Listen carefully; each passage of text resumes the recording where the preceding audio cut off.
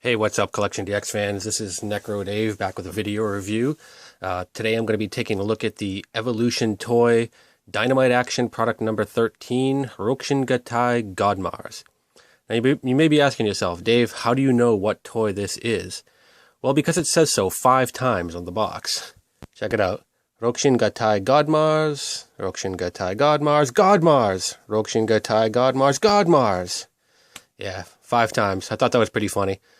But yeah, this toy comes to us from our good friends at angles.com. So I want to thank them a lot, and you can go check them out and pick up one of these there.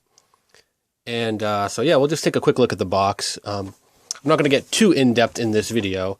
I just wanted to show how the toy combines, because I started to do the written text review, and I started taking all the photos to show how everything works, and before I knew it, I had over 70 photos, and I was like, yeah, that's probably not going to be exactly what the people want to see, so let's do a quick video review. Just the back of the box shows a couple of different poses. You can see the individual components. We got Gaia, Uranus, Titan, Shin, Ra, Sphinx, and of course all those combined to form the 6-god combination, Godmars. So I'm going to pause here, and I'll bring out the individual components, and then we'll take a look at how they all fit together. Alright, so here are our 6 gods, and as you've probably heard about this series, the main gimmick is the magnets. These are generally called Magnemo toys, and so that's how they're all going to combine together. We'll take a look first at Sphinx. A little bit of articulation, arms move. These elbow joints do not move, they're just kind of molded in. So I'm not going to worry too much about those now, but we'll show you how to get them ready. You're going to pop the head off. Again, that's connected by a magnet. Pop the feet off. The arms, whoops, I want to use that magnet to pull out those shoulder pieces, and then the arms can come off. So at this point, flip that up, and we're ready. Now, we're going to take Gaia. Gaia, again, just a little piece, probably maybe 1.5 inches, 2 inches plastic. Arms move around. They're on a little bit of a ball joint, but they pop right out. That'll go on. We want to take the legs, fold those over, and he's going to go right in the entire chest. It'll kind of mimic the look of, the legs going down, but they don't really go in, they're just folded under. Close them up, and we'll start getting some legs on there. This is Shin. Again, arms up and down. Same system basically as Gaia. The head it'll turn, but it just pops right off. It's just on a little tab. You need to lift this part off. Get rid of that. And then you see this little gap there. Just push that closed. Same thing on the feet. Now we're going to do the same thing on the other side with Ra. Pull this off, close the gap. You can probably see where this is hidden. Then we take this piece. Have those magnets snap into place, like really good strong magnets. Next, we're going to want to get some arms on this guy. So we take Uranus here, again, the same deal with the arms. But we're going to pull all of that right off, and we're left with just this little piece here. There's an extra piece that comes in the box. What we do is we turn that around so that the metal piece is facing the back. And there's your right arm. Again, repeat the process on the other side with what's his name there, Titan. Pull the top off. Grab your extra piece. Where are we? Turn that around. There you go. You got 2 arms now. So, some more pieces in the box include this little red riser, and of course the head of Godmars. Put the riser there. head snaps in place. Alright, so we're still missing fists. As I'm sure you can guess, with most of these types of toys, you get plenty of fists. You get the typical closed fist, you get the open fist, and you get the kind of open palm. I'll go with the open fist so I can show you the other accessories. Now this is probably my biggest complaint with this toy. If you look, you can see that there's a little hole. Hopefully you can see it on the camera. There's a little hole there, so you would think, okay, great, I'll grab a fist and there'll be a part where you can push it in. But no, you got a hole there too. So how do you get them to combine?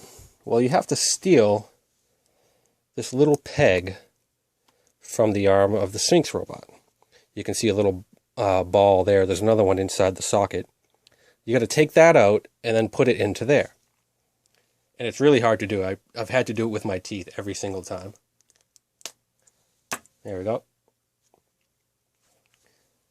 So, then we take that, I'll try to push it in here first, see if that'll work.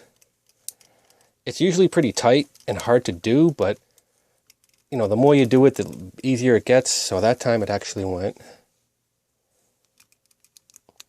Push it in the rest of the way. And there you go. I'll repeat the process on the other side.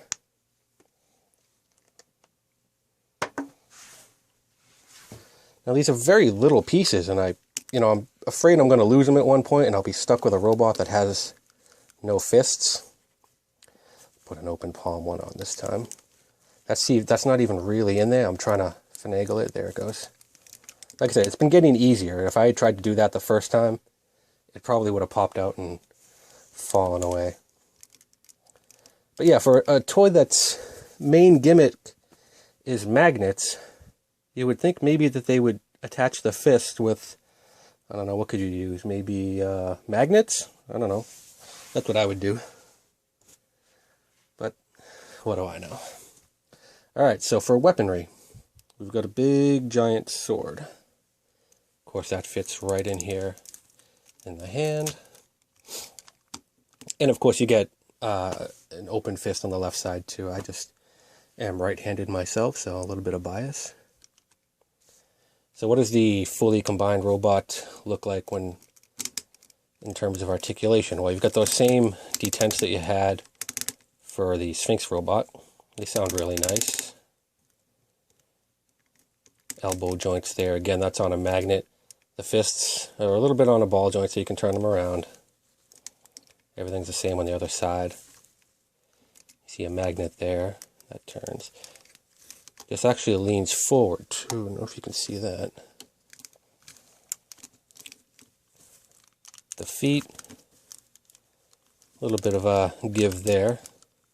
So if you want to go for a little bit of a dynamic pose there. Of course, the head's on the magnet, so that turns around. It's a pretty nice looking robot. Good representation of Godmars.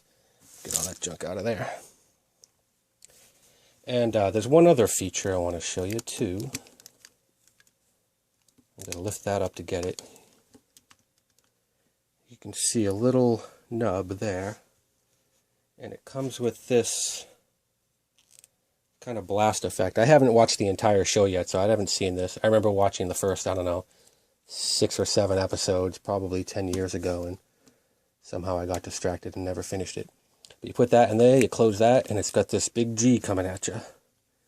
Which, again, I haven't seen the show, so I can't comment on it, but really, you're going to have a bunch of yellow shooting out of the crotch. It just seems like a bad idea to me. So I'm going to get that out of there. But the toy, outside of the magnets, is entirely plastic. I've seen a couple of listings that list it as having die cast. None that I can find. So it's pretty light. It's a little bit floppy. I mean, everything will stay together, even though it's magnet. Like I said, they're good, strong magnets. You can pick everything up and it's not going to fall apart. But you will see it'll kind of flop around. One of the things that I don't like about that too is, and I'll have a good picture in the review hopefully, you can actually see the Gaia robot right from the front. Not a big deal, but it's just the gap is a little bit of annoying. Oops, got turned around there somehow. Like I said, that black piece should be in the back. So, final thoughts. It's a nice toy. It's going to look good on my shelf. You know, I haven't been buying a lot of Japanese, modern Japanese toys for quite a few years now. In fact, ironically, the last one I got was the SOC Godmars, which was a really nice toy, quite bigger than this, much heavier. But at that point, I kind of got out of it and I sold them all. But I've kind of been having a hankering for them again lately. So, it's a good toy. I'm not quite sure if it's worth the asking price. You know, this retails for, it's selling for about $150 now. I mean, I think its initial retail was around $170, but I think it's at $150 last I checked. You know, maybe if it was $100 or maybe even a little bit less than that, I'd probably feel a little bit more enthusiastic about recommending it to you.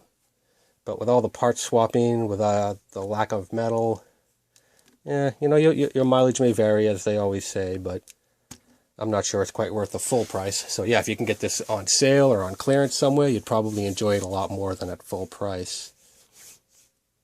I suppose one of the better features might be that, you know, with this entire line of magnetic toys, a lot of the parts are swappable. You know, this is unfortunately the only one from the series that I have here. But I remember in the, I think it was the Mock Baron review that Josh B did, where he started combining parts from Mock Baron and Guy King. So I guess, yeah, the more you have of these, the play value probably increases exponentially. But I think a lot of people who are buying this are adult collectors who want that robot and don't want to have some big Frankenstein thing on their shelf. So yeah, that's basically all there is to it. Don't forget to check out the written review on our full website. And also, if you're interested in this or other Japanese toys, you can always go to angles.com. The good folks who sent us this one, go check out their site. And until next time, take care. Bye-bye.